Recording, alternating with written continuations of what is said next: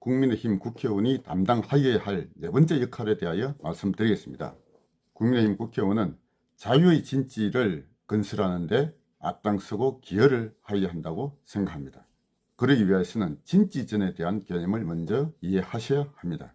좌파는 진지전 전략을 그들의 기본적인 전략 중의 하나로 제시하고 있습니다. 진지전 전략을 제시하던 인물은 이탈리아 공산당의 창시자라고 할 수 있는 그람시였습니다. 그람시는 무솔리니에 의해서 옥중에 있었던 10년 동안 틈틈이 글을 작성하였고, 그 글들을 모은 유고집이 옥중수고라는 책입니다. 그람시가 왜 진지전 전략을 제시했느냐? 마르크스는 역사발전 5단계설에서 자본주의 사회가 발전하면 필연적으로 공산사회가 도래한다 라고 하였던 것입니다. 그런데 실제로 공산사회가 도래한 것은 자본주의가 발달한 영국이나 프랑스, 독일, 미국 이런 나라들이 아니고, 그 당시 자본주의가 가장 발달하지 않았다고 보아야 하는 러시아에서 실제로 공산혁명이 성공하였던 것이죠. 오히려 영국, 프랑스, 독일, 미국 여기서 공산혁명은 실패하였습니다. 마르크스는 자본주의가 발달하면 공산주의 사회가 일어난다고 예견하였는데 역사적 진실은 그러하지 못하였던 것입니다.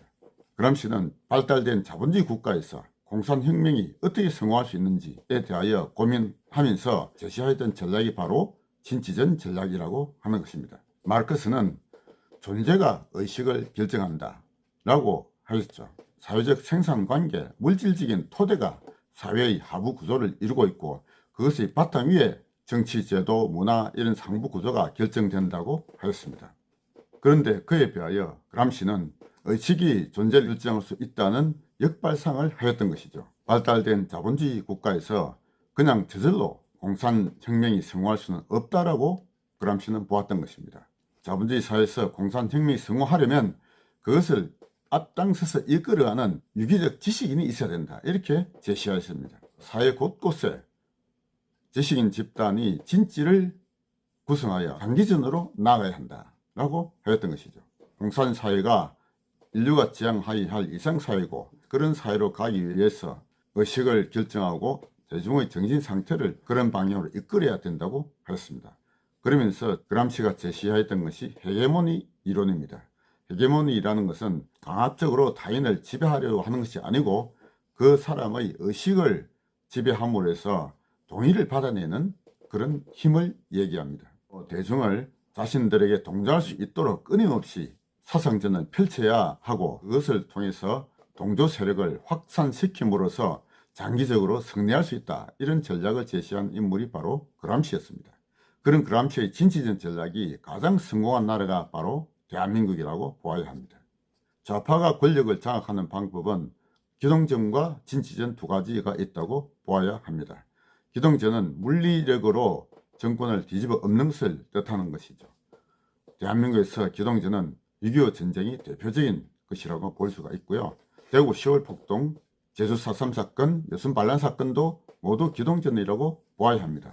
그런 기동전은 다 실패하였던 것이죠.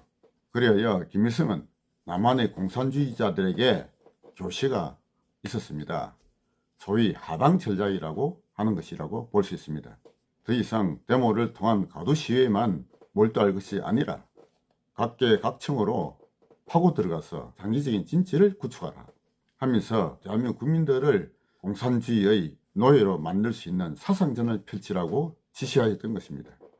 1980년대 후반부터 대학가에서 생기기 시작한 주사파들은 김일성의 교시에 따라 시민단체를 비롯한 각계각층의 집단으로 파고들었습니다. 정치계뿐만 아니라 종교계, 노동계, 법학계, 언론계, 문화계, 기타 모든 분야에 주사파들은 파고들어서 그들이 마침내 헤게모니를 장악하기에 이르렀습니다. 그것이 대한민국에서 진지전이 성공한 하나의 방식이었죠. 30년 이상의 장기전을 펼친 끝에 마침내 대한민국의 모든 조직에서 그들은 헤게모니를 장악하게 되었던 것입니다. 그에 비하여 우파 진영은 어떻습니까?